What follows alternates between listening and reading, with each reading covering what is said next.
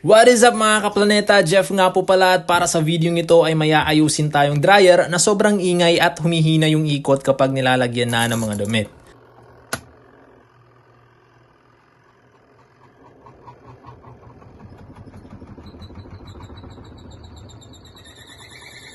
Sinubukan ko siyang paandarin at dinig nyo naman kung gaano kaingay na parang may naiipit na bakal sa loob. Pero simple lang naman yung solusyon dito. Kailangan lang nating mapalitan yung capacitor at malagyan ng WD-40 yung mismong bushing ng Veloset nito. Sa sobrang dali nito, kayang-kaya natin tong tapusin sa loob lamang ng 10 minuto. Pero para mas madaling maayos to, kailangan natin ng space. Kaya inilagay ko muna siya sa labas. Sinimulan ko ang pag-aayos sa pamamagitan ng pagbukas sa cover dito sa likod at ito ay para ma-disconnect muna natin yung wire ng timer pati na rin yung cable na nakakabit sa brake ng ating motor. Yung main purpose nito ay para may angat at mabuksan din natin yung cover sa taas upang malaman kung may mga dumi na kailangan nating linisin sa loob. Ngayon sa taas naman tayo, isa-isa kong tinanggal muna yung mga screw. Merong isa dito sa gilid, may dalawa naman dito sa likod at isa na naman dito sa kabilang banda. Ngayong wala nang nakakasagabal, pwede na nating iangat ng dahan-dahan yung cover dito sa taas.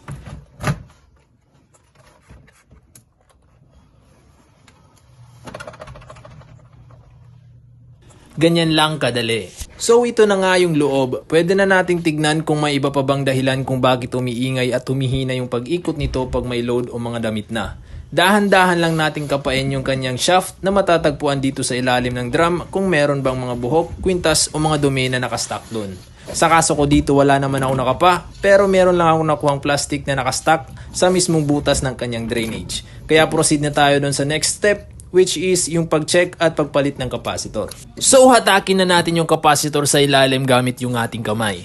At makikita natin dito na meron tong 4 microfarad at 5% tolerance, so kailangan makakuha tayo ng value in between 3.8 hanggang 4.2 microfarad lamang. Ngayon putulin na natin yung wire para may connect na natin sa tester at malaman kung ilan na lang nga ba yung capacitance o yung charge na ibinibigay nito sa motor. Grabe, 2.3 microfarad na lamang mga kaplaneta kaya sobrang baba na nito at kailangan na nating palitan ng bago.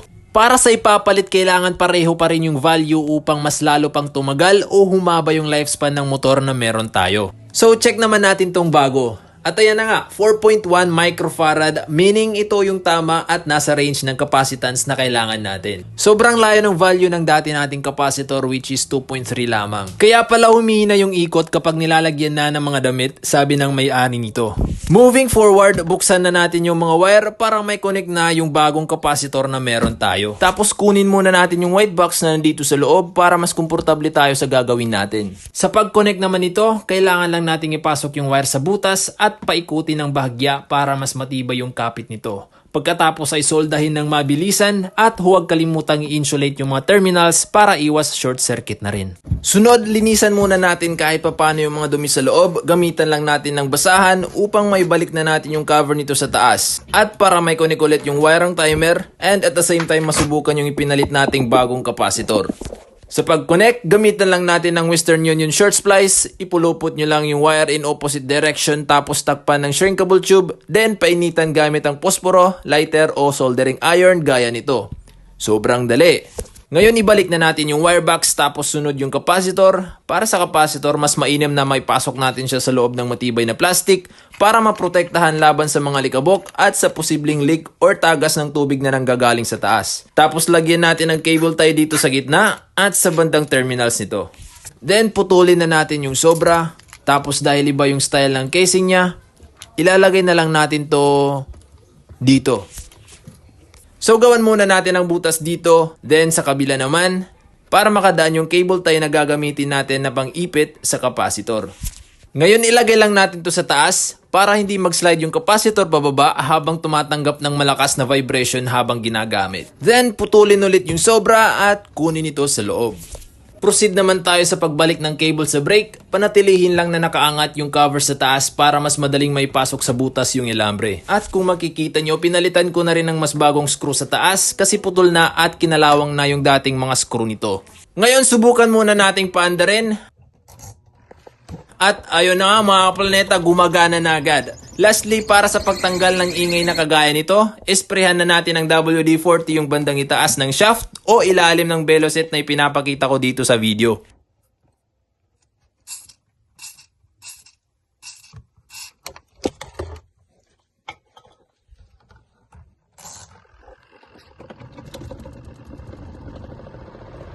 At ayun na nga mga kaplaneta, wala na yung ingay at sobrang layo na ng tunog kesa kanina.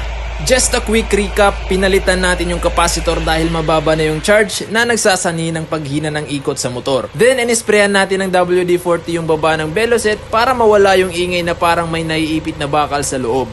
At ayan na nga mga kaplaneta, balik na naman sa dati yung performance ng dryer na ito. Ngayon pwede na nating ibalik yung cover dito sa likod para masubukan na rin ng may-ari. Yan.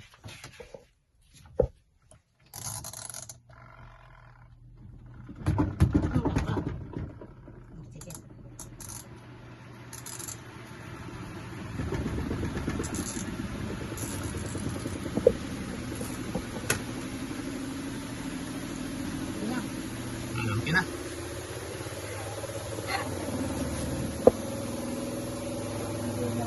At yan na nga yung tubig na galing sa mga basang damit na idinadryer ng may-ari. Maraming salamat sa panunood. Jeff nga po pala ulit.